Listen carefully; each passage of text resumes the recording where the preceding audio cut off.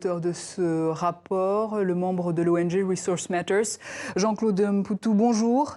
Bonjour madame. Pas d'électricité avant 2028, comme le dit dans le reportage un représentant de la société civile, et aucune garantie que la population bénéficie de cette électricité générée. C'est ce que vous dénoncez dans votre rapport. Qu'est-ce qui vous permet de l'affirmer?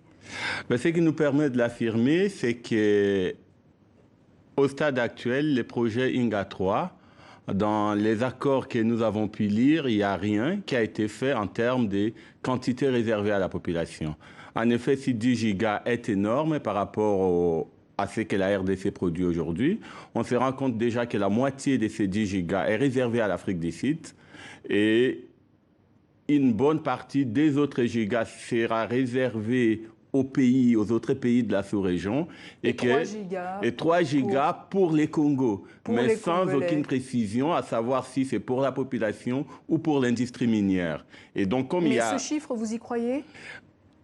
Pour le moment, c'est ce qu'il y a, mais on n'y croit pas parce qu'effectivement, si les 3%, les 3 gigas ont été évoqués par les passés, aujourd'hui dans l'accord, dans les documents qu'on a, rien n'est dit sur ces 3 gigas. Et donc, on se retrouve face à ces flous, ne sachant pas si, effectivement, ces INGA 3 profitera à la population, d'où notre dénonciation, notre appel pour que la clarté soit faite sur ce que la population congolaise recevra de ces 10 gigas. C'est ce manque de transparence que vous dénoncez. C'est un projet qui a été signé sous Kabila avec 2 autres consortiums, chinois et espagnols. Vous dénoncez aussi la corruption. À quel niveau? La corruption... Pour le moment, rien ne montre qu'il y a corruption. Cependant, des soupçons existent. Pourquoi? Parce que les projets menés dans la plus grande opacité, comme nous le disons, comme le titre du rapport le montre, on se rend compte que seul M. Kapanji, au niveau de la présidence de la République, gère ces dossiers. Le ministère de l'Énergie, la Société nationale d'électricité, ainsi que d'autres partenaires, que ce soit ceux de la société civile ou d'autres institutions de la République, y compris les parlements, n'ont aucun droit de regard sur ce qui se passe.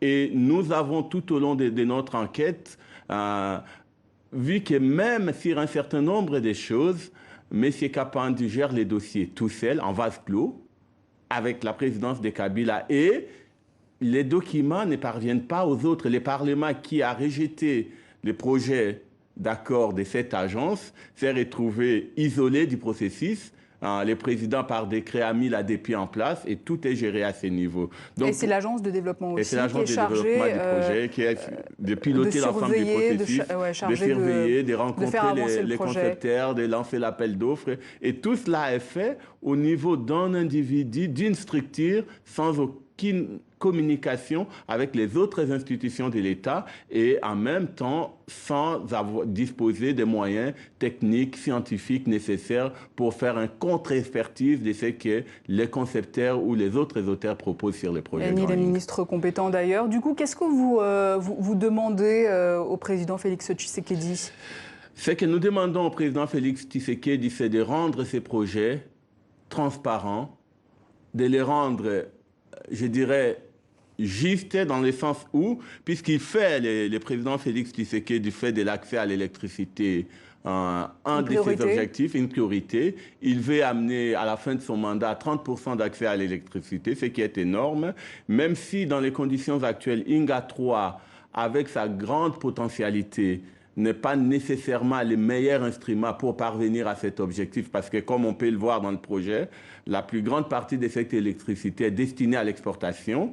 Mais le Congo est vaste, il y a d'autres possibilités, il y a d'autres manières, d'autres sites, d'autres éléments tels que les solaires ou des microcentrales qui peuvent participer à cet objectif-là. Mais il y a eu des précédents, d'où votre méfiance peut-être aujourd'hui à l'égard de ce projet? Exactement, parce qu'on a vu par exemple que sur les barrages des Ongodé, construit à côté du site des Zongo 1 pour alimenter Kinshasa, le processus a été mené dans une certaine opacité, sans aucune transparence, pour arriver à un résultat où finalement, le barrage a été construit sans que les études correctes soient faites et à la fin, on a inauguré un ouvrage sans l'existence des lignes de distribution. Ce qui fait que la population congolaise, jusqu'à aujourd'hui, malgré des centaines de millions investis, n'a pas du tout bénéficié de l'électricité, ne bénéficie pas encore de l'électricité des Ongodé. L'autre exercice, l'autre